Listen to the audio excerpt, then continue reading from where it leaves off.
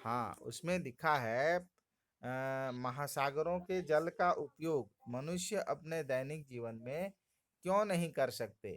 तो ये सवाल ऐसा है, महासागरों का जल कहने का मतलब है समुद्र का जल ना।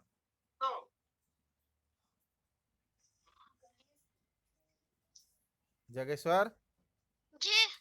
महासागरों का जल कहने का मतलब समुद्र का जल। समुद्र का जल विभिन्न लवणों के घुले रहने के कारण वो पूरा एकदम क्या बोलते हैं, एकदम नमकीन है, खारा है समुद्र का जल एकदम।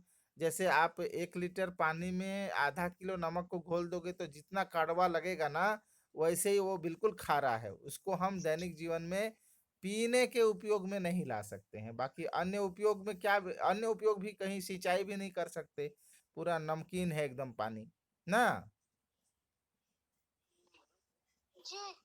हाँ, तो पीने के रूप में उसको उपयोग नहीं कर सकते।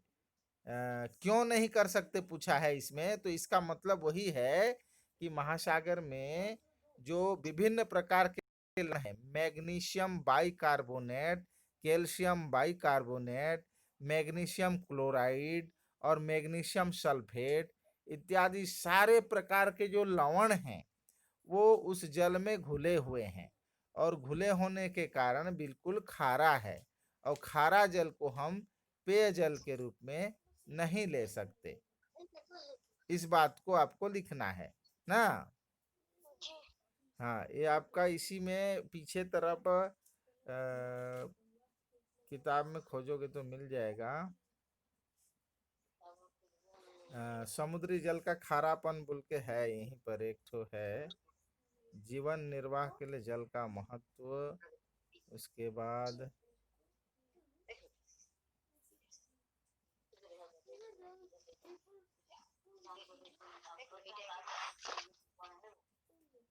उसके बाद दूसरा प्रश्न है, मनुष्य के शरीर के लिए जल क्यों आवश्यक है ना। जी। तो दूसरा प्रश्न, मनुष्य के लिए शरीर के लिए जल क्यों आवश्यक है। तो सबसे पहले तो जल पीने के लिए आवश्यक है, नहाने के लिए आवश्यक है, और अ, शरीर के अंदर जैसे हम खाना खाते हैं तो खाना खाते समय पेट के अंदर खाना का पाचन करने के लिए भी जल आवश्यक है। सूखा सूखा खाना को थोड़ी लील पाएंगे, नहीं। सूखा खाना को निगल नहीं सकते हैं, जी। हटक जाएंगे। तो भोजन को अपने मतलब ग्रहण करने के लिए भी हमको जल की आवश्यकता पड़ती है। शरीर को स्वच्छ बनाए रखने के लिए, धोने के लिए, कपड़ों को धोने के लिए, हाथ पैर को धोने के लिए, मुंह धोने के लिए, इन सारी बातों को लिख करके मनुष्य के शरीर के लिए जल आवश्यक है ना। जी। और तीसरा प्रश्न है, गमलों में लगे पौधों को यदि जल से ना सींचा जाए तो क्या होगा, कारण सहित समझाइए। उसको तो साधारण बात है जी, जैसे गमले में लगाओ या तुम्हारे बाड़ी में लगाओ। बाड़ी में लगाते हैं ना टमाटर वगैरह, जी। टमाटर लगाते हैं, बैगन लगाते हैं, मिर्च लगाते हैं, और उसको जल से ना सींचा जाए। अभी तो चलो बरसात का समय है तो अभी सिंचाई करना नहीं पड़ रहा है, लेकिन ग्रीष्म काल में, गर्मी के समय में जब भी हम कोई फसल लगाते हैं तो उसको यदि नहीं सींचते हैं, पानी नहीं डालते हैं तो क्या हो जाता है, मर जाता है। हैं? जी। तो मर जाता है, फसल नष्ट हो जाता है, यही लिखना है। क्या होगा बोल रहा है, जल से ना सींचा जाए तो क्या होगा, क्या होगा, फसल मर जाएगा, है कि नहीं। जी।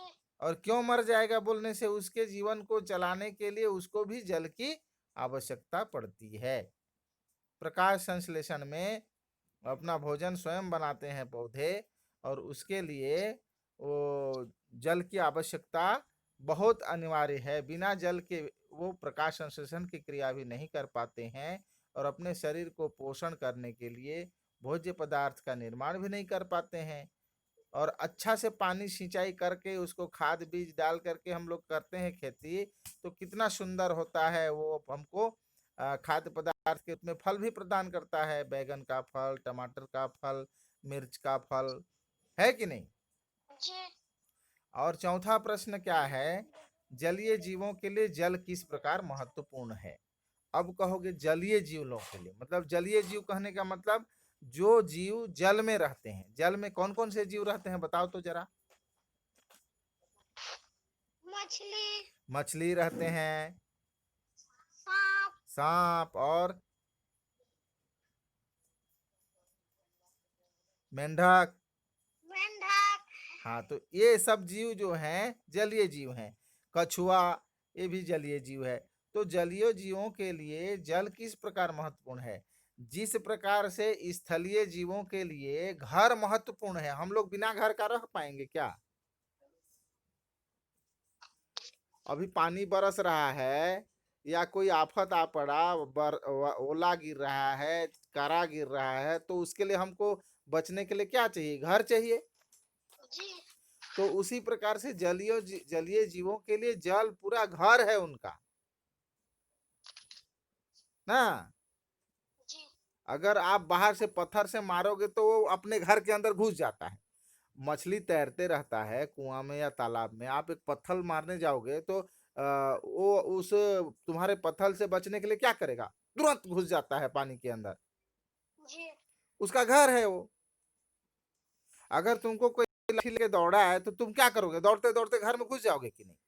जी। वैसे ही जलीय जीवों के लिए वो जो जल है उन जलीय जीवों का आवास है। जिस प्रकार से हम स्थलीय जीवों के लिए हम लोग घर बना करके रहते हैं, उसी प्रकार से उनको प्रकृति ने उनके लिए घर बना दिया है। जिसका कोई नहीं है उसका भगवान है, बोलते हैं ना।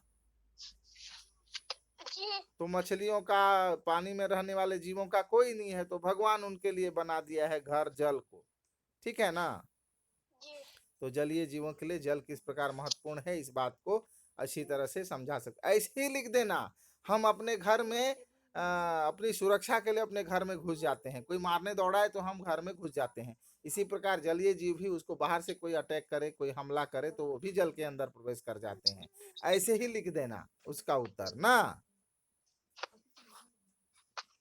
तो जी। आज आज तो ये चारों प्रश्न का उत्तर तो आप आज लिख ही लेना, ठीक है? हेलो। जी। हाँ, ये चारों प्रश्न का उत्तर आप लिख ही लेना आज, ठीक है ना? जी। ठीक। और कोई बात? नहीं है। चलो ठीक है, फिर धन्यवाद, ऐसे ही पूछना। जी।